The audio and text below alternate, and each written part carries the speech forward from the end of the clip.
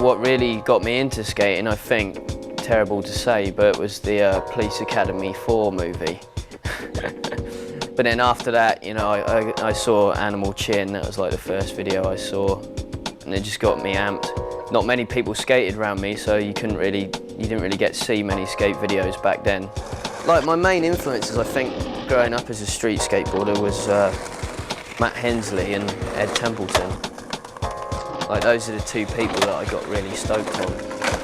He was just one of those guys who was doing innovative stuff. You would call him an innovator. He was just very enthusiastic about learning stuff. Well, yeah, initially I got a lot of influence from the skate videos I'd seen. I used to be more better at this than now, but I used to really try and think of new stuff that I hadn't seen people do.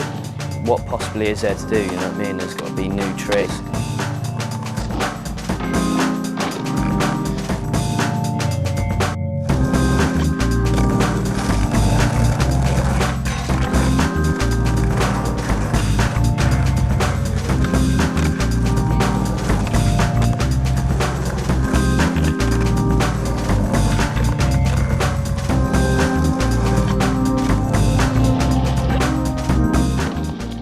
In 1988, Alex's talent soon earned him coverage in England's Rad magazine.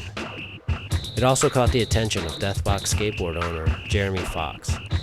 Jeremy Fox called the shop and he asked to speak to me. He was like, "Do you want to ride for our team?" sort of thing, Deathbox Skateboards. And I'm like, why me? It's like, well, I just seen the Rad magazine and I'm kind of stoked on what I've seen, you know, we'd just sort of try you out and see how it goes from there. And that was it. A week later, his skateboards were turning up at my house, and my dad's like, "Where the hell did you get all the money for this?" You know, and I'm just like, I don't know. I guess I'm sponsored now.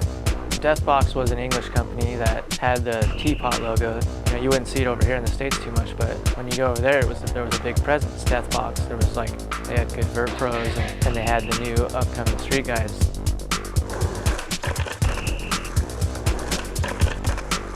Started off just by going to Europe loads, nearly every other weekend or something. We'd go and do demos, turn up at shops and like go street skating with the locals. And it worked out really well because I think Deathbox was like one of the biggest companies in Europe for around that era. As street skating gained popularity in England, the Deathbox team added Jeff Rowley and Tom Penny.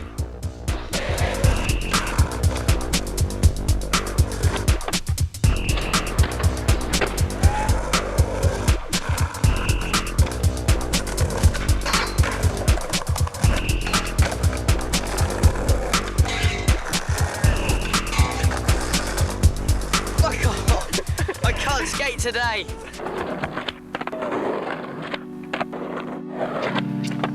You remember when all like the mental pressure flips came in and stuff like that?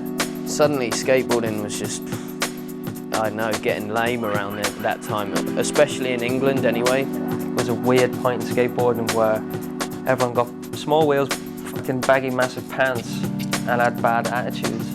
And Alex wasn't into that, from what I saw. Like that, I think that's why he just mellowed out and did what he wanted to do. And I just fizzled out for a few years. You know, I did my own things, started working on some music and DJing and stuff like that. In a volatile period between 93 and 95, the team decides on a name change from Deathbox to Flip Skateboards.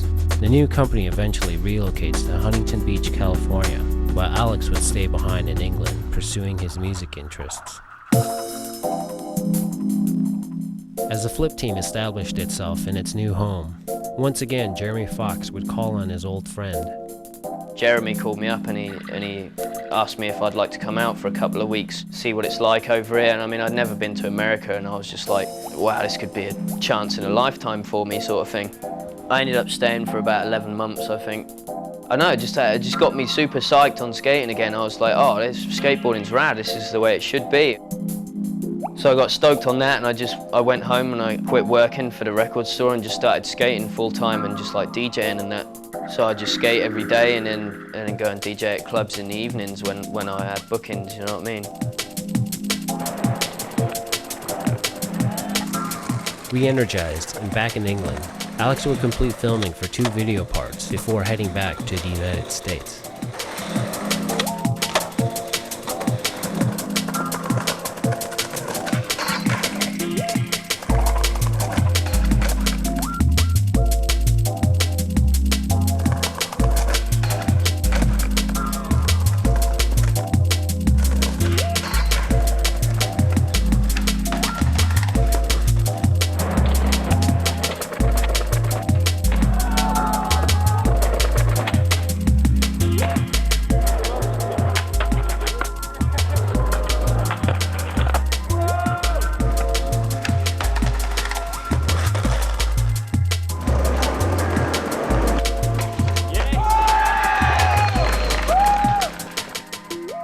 And then of course he came over, did a bunch of great stuff, and then I don't know if it was injuries or what, flip standards were really high, and people like Jeff and Tom just skyrocketed and were doing some of the gnarliest stuff. And I think skateboarding really focused on those guys, and in that respect kind of put Alex on a back burner. Life's not easy. You don't always get to choose exactly what you're going to do when you're going to do it. And sometimes it goes like this and comes backwards and forwards. And then sometimes it meets, and luckily it's right on point for him. I was really like happy to hear that when Santa Cruz offered him a pro spot, because it's just like, the guy does rad stuff. He's been at a really high level of skateboarding for a few different periods of time. He has a really unique bag of tricks. He's got front foot impossibles on lock, and he's got kickflip late shove, frontside flip. He does everything, and then he'll do like molly flips, you know, nollie big spin heel flips, or switch big spin heel flips. Woolly grinds, which are the switch fakie Smith. He just has a lot of creativity and a lot of style in his skating. Bunch of weird stuff that brings a new, fresh approach to it. I don't know, something is exciting, you know?